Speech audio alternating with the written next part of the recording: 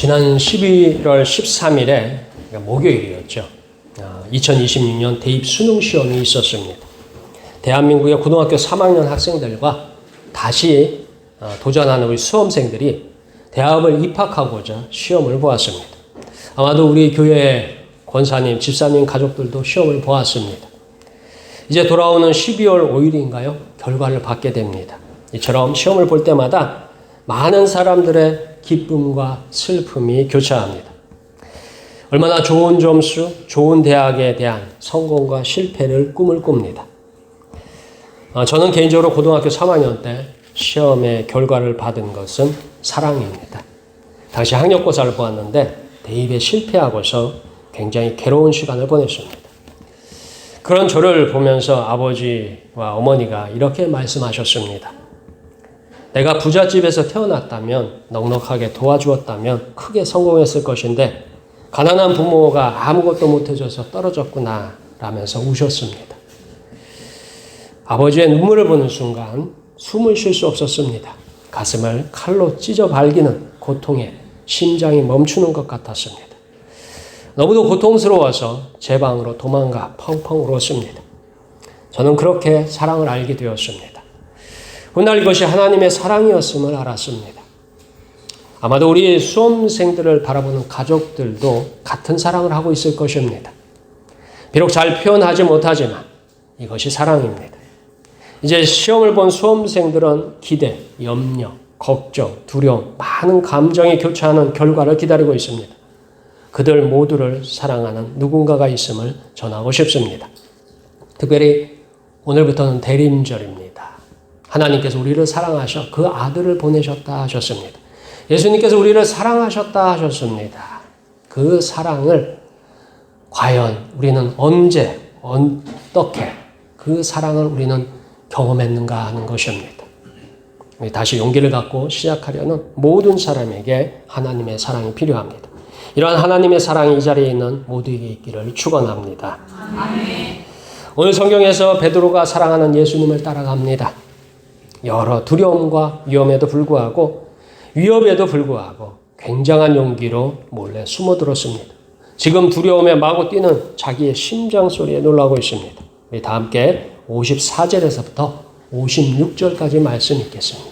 예수를 잡아 끌고 대제사장의 집으로 들어갈새 베드로가 멀찍이 따라가니라. 사람들이 뜰 가운데 불을 피우고 함께 앉았는지라.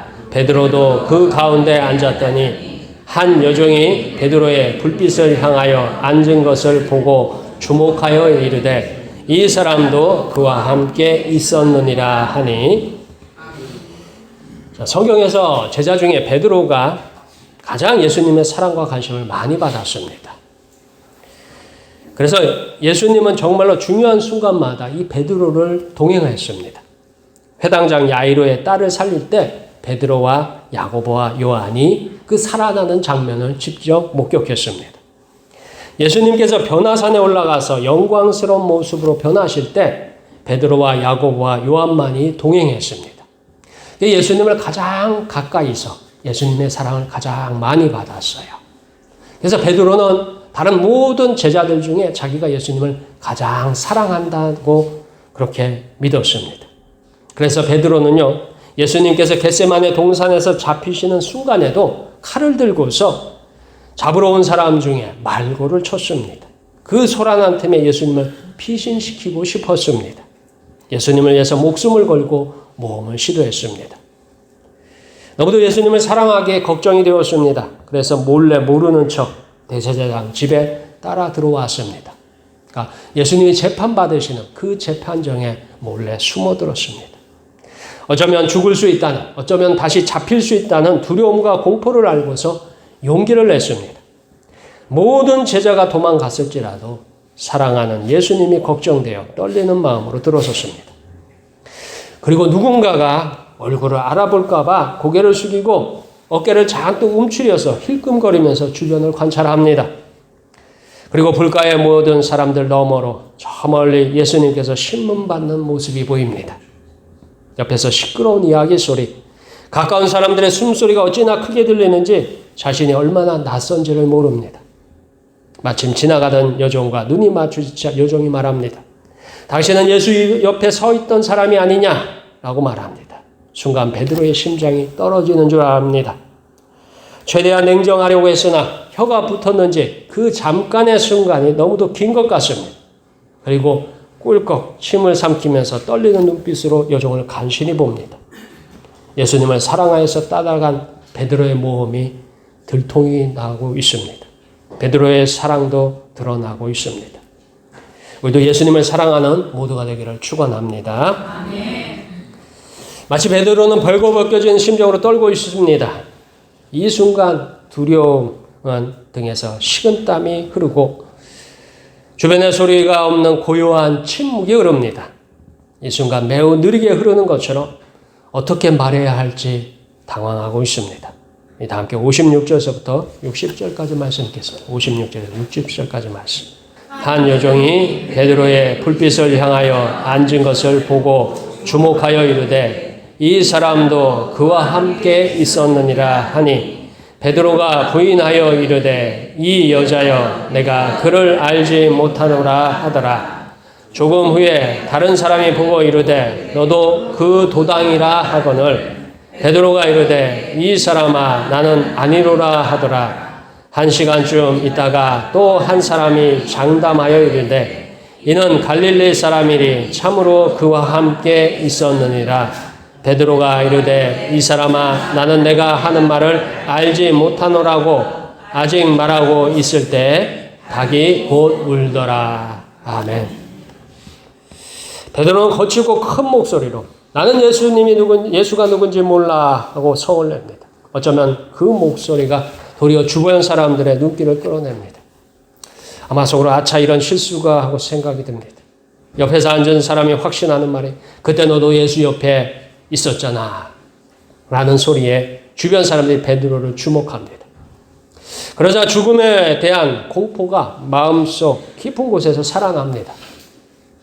예수님에 대한 사랑이 이제 티끌만큼도 생각나지 않습니다. 아니라니까 반드시 예수는 죽일 자라니까 너무도 두려운 나머지 해서는 안 되는 말 하고 맙니다. 그리고 주변에 사람들이 놀란 눈으로 돌아봅니다.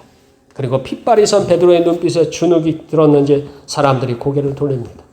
그리고 저 멀리서 신문당하는 예수님의 모습이 눈에 생생하게 박힙니다. 다 함께 누가복음 22장 63절에서부터 65절 말씀 잠깐 읽어보겠습니다. 지키는 사람들이 예수를 희롱하고 때리며 그의 눈을 가리고 물어 이르되 선지자 노릇하라 너를 친 자가 누구냐 하고 그 외에도 많은 말로 욕하더라. 그 모습을 보는 베드로의 마음이 너무도 아프게 합니다. 그리고 너무도 약한 예수님의 모습에 두려움이 느껴집니다. 베드로는 자신이 맞는 것만 같고 자기 얼굴에 침이 묻는 것 같은 수치심으로 감정이 괴롭습니다. 마치 사방에 둘러싼 모든 사람들이 너도 예수와 한편이 아니냐 하고 손가락질하는 것처럼 괴롭습니다. 그리고 두렵습니다. 그렇게 1시간쯤 지나서 다른 사람이 베드로를 봅니다. 그는 베드로의 억양을 듣고서 너도 저놈하고 한패야. 내가 갈릴리 사람이 아니냐. 갈릴리 특유의 억양까지 들통이 납니다. 베드로는 다시 한번 더 분명하게 내가 여호와 이름 맹세하노니 예수는 반드시 죽을 자라 이렇게 외칩니다. 그러자 갑자기 한 생각이 떠올랐습니다. 지난 저녁에 예수님께서 베드로에게 하신 말씀이 있습니다. 닭 울기 전에 3번 나를 부인하리라는 생각이 퍼뜩 떠오릅니다. 다른 성경에는 이 광경을 이렇게 설명합니다. 마태복음 26장 74절의 말씀입니다. 그가 저주하며 맹세하여 이르되 나는 그 사람을 알지 못하노라 하니 곧 닭이 울더라.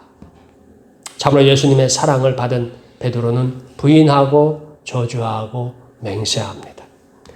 본인은 분명히 예수님을 사랑한다고 말하였지만 너무도 쉽게 무너집니다. 이제 예수님을 사랑하는 마음은 어딘가로 날아갔고 그 마음은 생명이라고는 없는 아무것도 없는 황무지가 됩니다. 새벽의 차가운 날씨보다 더욱 차가운 눈보라가 마음에 내립니다. 예수님을 사랑하면서 따르던 마음은 이제 모든 신앙과 믿음과 신뢰가 그리고 사랑이 쓰레기통에 처박혔습니다. 너무도 쉽게 무너지고 맙니다. 우리가 예수님을 사랑하는 마음은요, 모래성처럼 쉽게 무너집니다. 우리는 모두 예수님을 사랑하여서 이 자리에 왔습니다. 그러나 우리는 예수님을 사랑하지만 우리의 사랑은 너무도 연약합니다.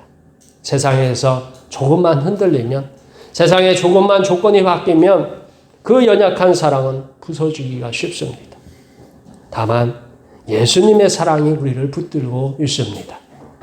그 예수님의 그 강한 사랑이 우리를 붙들어서 우리를 하여금 예수님을 떠나지 못하게 하고 예수님 안에 서게 하고 있습니다. 예수님의 사랑에 붙들린 모두가 되기를 축원합니다. 자, 지금까지 베드로는요, 예수님을 사랑한다고 믿었습니다. 그렇게 신념을 가지고 있었습니다. 다른 모든 제자가 예수님을 버릴지라도 나는 버리지 않겠습니다. 예수님이 죽는 데까지 나는 따라가겠습니다. 라고 그렇게까지 고백했는데, 그러나 실상은 한순간에 무너집니다. 너무도 허약합니다. 너무도 부끄럽습니다. 우리 다 함께 61절에부터 62절까지 말씀 읽겠습니다. 주께서 돌이켜 베드로를 보시니 베드로가 주의 말씀 곧 오늘 닭 울기 전 내가 3번 나를 부인하리라 하심이 생각나서 밖에 나가서 심히 통곡하니라. 베드로는 예수님을 사랑한다고, 예수님을 따르겠노라고, 예수님이 죽는 자리까지 함께 하겠노라고 그렇게 고백했지만 베드로는 그렇게 주님을 부인하고 저주하고 맹세합니다. 그리고 그 순간에 예수님은 괴로운 신문 중에 베드로를 보십니다. 그리고 베드로는 예수님과 눈빛이 마주칩니다. 그는 무엇인가를 말하고 있습니다. 너무도 서글프고 애잔한 베드로의 눈빛에 예수님의 눈빛은 베드로에게 무엇인가를 속삭이고 있습니다. 무엇이라고 속삭였을까요? 아마 이렇게 하지 않았을까 싶습니다. 그래, 그렇게라도 너는 살아라. 내가 너를 이해한다. 너는 살아라.